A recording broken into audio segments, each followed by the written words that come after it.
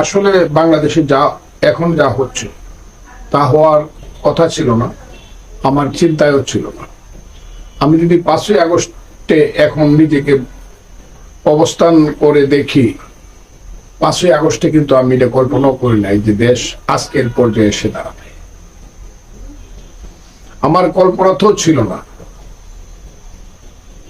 যে মির্জা ফখরুল ইসলাম আলমগীরের মতো একজন নিরেট ভদ্র মানুষ, শুধু রাজনৈতিক পরিচয় না, পারিবারিক পরিচয়ে, ব্যক্তিগত পরিচয়ে, যাকে সারা দেশের মানুষ জানে, তার মতো ভদ্রলোক খুব কম। তাকে তার নাতির বয়সী ছেলেদের মাধ্যমে থ্রেট শুনতে হবে, বলতে গেলে রাজনৈতিক গালাগালি শুনতে হবে, এটা আমার কাছে খুব দুর্ভাগ্যজনক।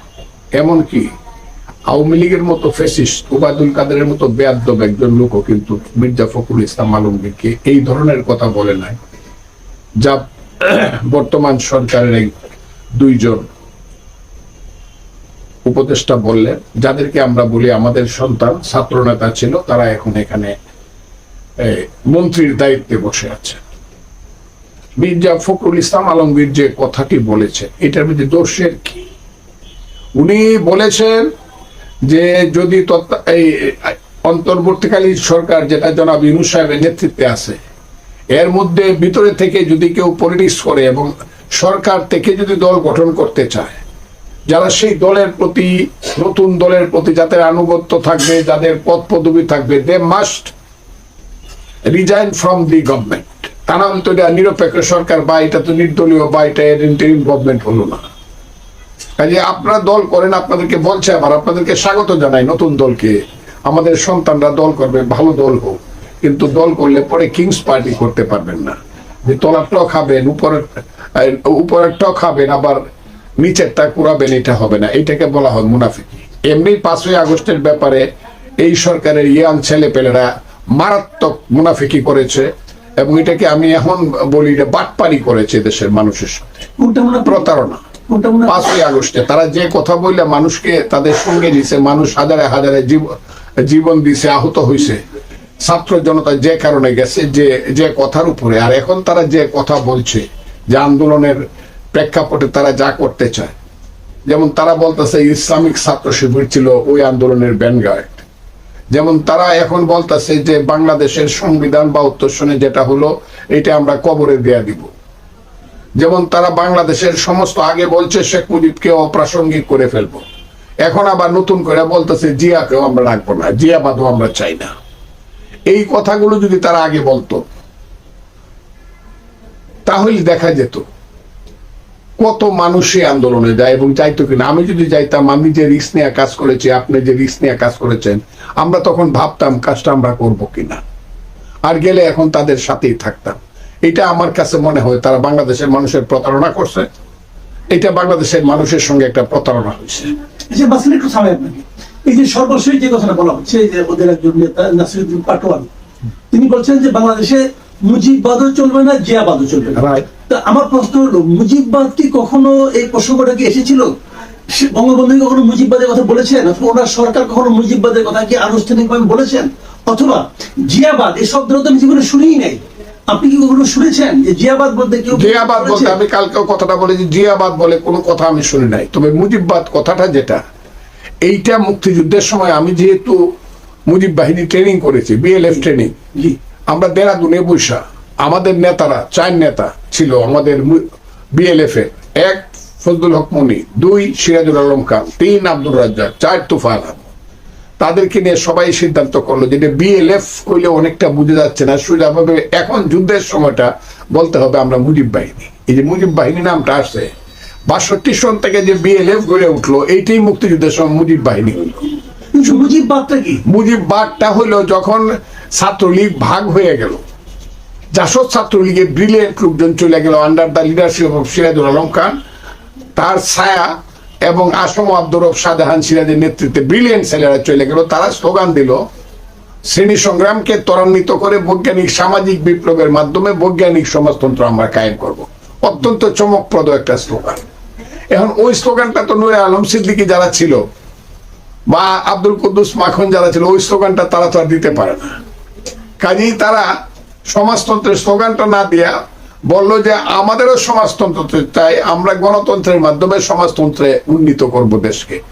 এইটার নাম দিল, প্রচেষ্টার নাম দিল মুজিববাদ। এটার পিছনে কিন্তু কোনো থিওরি বা থিসিস ছিল না। সরকারি স্বীকৃতি ছিল? হ্যাঁ, সরকারি না না তাও ছিল না, না তা ছিল না। তাহলে কিন্তু ছেলেরা নাসিরুদ্দিন আমরা এটা বক্তৃতা করতাম, বা ছেলেরা এটা ছাত্রলীগের তাহলে নাসিরুদ্দিন পাটোয়ারি যে মুজিববাদ এবং জিয়াবাদের বিরুদ্ধে ফাইট করতে যাচ্ছে, এটা কি প্রকৃতপক্ষে কোনো আদর্শের বিরুদ্ধে ফাইট নাকি একটা ছায়ার বিরুদ্ধে লড়াই? এটা তো একটা ছায়ের বিরুদ্ধে। আর এইসব ছেলে পেলেরা কি জানে? কিছুই জানে না, এরা কিছুই জানে না। আমি এদের যে ইতিহাস নিছি, সেই ইতিহাস বলে তো অবাক হবে তারা। একদিন তো ইতিহাস আমি না বললে আমি বলবো না, কারণ সন্তানের ইতিহাস বাবারা ওইভাবে বলে না। আমি এদের যে ইতিহাস জানতেছি, তাদের বাড়ি ঘর, অমুক তমুক, পুরুষ পূর্বপুরুষ, এগুলা যা জানতেছি, তাদের জনপ্রিয়তা যার যার এলাকাতে, এরা যে কি বলে, আল্লাহ এই গজব কেন এই দেশের মানুষের উপরে দিলাম বুঝতে পারি না। এরা সারা দিন বেয়াদবের মতো কথা বলে, কথা বলবে সন্তান পিতার সঙ্গে, সব পিতার বিরুদ্ধে বিদ্রোহ করবে, কিন্তু সংস্কৃতির সীমা লঙ্ঘন করবে না। তারা কিন্তু সীমা লঙ্ঘন করতেছে। আমি একটু আগেও বলছি, ঈদের দিন আমার 1 বছরের বড় ভাই, যে তাকে আমি সালাম করি, নামাজ পড়ি সালাম করি, বড় ভাই। এটা তো আমাদের বাঙালি কালচার, এটা কালচার। একজন মুরব্বী রাস্তা দিয়ে হাইটে যাইতেছে, আমার চেয়ে 10, আমি চেয়ারে বসে আছি, এমনি উঠে গা মুরব্বীরা দেখলেই সিগারেটটা লুকায় ফেলি। আমি সুপ্রিম কোর্টে ওকালতি করি প্রায় 50 বছরই প্রায় হয়ে গেছে। সুপ্রিম কোর্টে ওকালতি করি, জসকোর্ট মিল্লার, টোটাল প্রায় 48 বছর হয়েছে। আমি যদি জানি আমার একদিনের সিনিয়র একজন লোক আছে, তাকে আমি স্যার ডাকি। এটা বাঙালির কালচার। এই কালচারটা এরা নষ্ট করে দিচ্ছে। এই কে ওই নাসিরুদ্দিন পাটোয়ারি কবে কোথায় পলিটিক্স করছে, কোন ইনস্টিটিউশনে কখন কলেজের বিপি ছিল, জিএস ছিল, কোন ছাত্র সংগঠনের নেতা ছিল, কেউ জানে না। এরা একটা, আমি মনে করব এরা একটা, ওই যে জাতিসংঘে বলছে মিটিকুলাস কি না ইংরেজিটা বলছে জনাব, এইগুলা আমার মনে হয় কেন জানি যে এরা একটা সময়ে একটা জায়গা থেকে সৃষ্টি হয়েছে, এদের পিছনে কোনো কালো শক্তি আছে এবং তাদের উৎপত্তি স্থল হলো একটা জায়গা বাংলাদেশে। এরা এখন বিভিন্ন নামে ডালপালা মেলছে, কিন্তু উৎপত্তি স্থল হলো একটা জায়গা। যে কারণে তারা, আমি আগের থেকে জানি, এখনো আমি দেশে বিদেশে অনেকের সঙ্গে আমি আলাপ করছি, সবাই বলে এটা আগে থেকে এরা বেয়াদব। এই দলের ছেলেরা সব বেয়াদবের মতো কথা বলে এবং মিথ্যা কথা বলে 100%। মানুষকে হেয় প্রতিপন্ন করার জন্য, অপমান করার জন্য প্রয়োজনে যে কোনো ধরনের মিথ্যা কথা বলবে, কিন্তু মুখে থাকবে ইসলাম এবং ধর্ম। জি, যে কথাটা শুরুতে আমি বলছিলাম যে আপনি কি মনে করেন যে এই সরকার, মানে মির্জা ফখরুল ইসলাম আলমগীর বলেছেন, যদি এই সরকার নিরপেক্ষতা বজায় রাখতে না পারে, তাহলে নতুন একটা সরকার গঠনের প্রয়োজন হবে নির্বাচনের সময়। আমি বলতে চাচ্ছি, যদি দিয়ে বলেছেন, আমার প্রশ্নটা হলো, আপনি এখন পর্যন্ত যা দেখছেন এই সরকারের ক্যারেক্টার এবং এই সরকারের কর্মকাণ্ড, আপনার কি মনে হয় যে এখনো পর্যন্ত এই সরকার তার নিরপেক্ষতা বজায় রাখতে পেরেছে?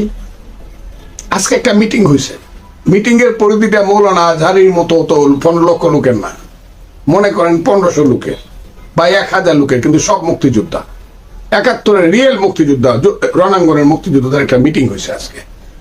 এই যে ইউনিটি রিপোর্টার্স ইউনিটি, যেটা গড়ে বাইরে মিলায় কোনো জায়গা ছিল না, আজকে এত হয়েছে। উপলক্ষটা ছিল জিয়াউর রহমানের জন্মদিনের ব্যাপার উপলক্ষ, কিন্তু বক্তৃতা করছে আমরা সব মুক্তিযোদ্ধারা, আমি, আব্দুল সালাম, সাদেক খান, উলফাত এবং বীর প্রতীক, বীর বিক্রম অনেকেই, এবং প্রধান অতিথি ছিলেন মেজর হাফিজ উদ্দিন আহমদ, বীর বিক্রম, উনিও বীর বিক্রম।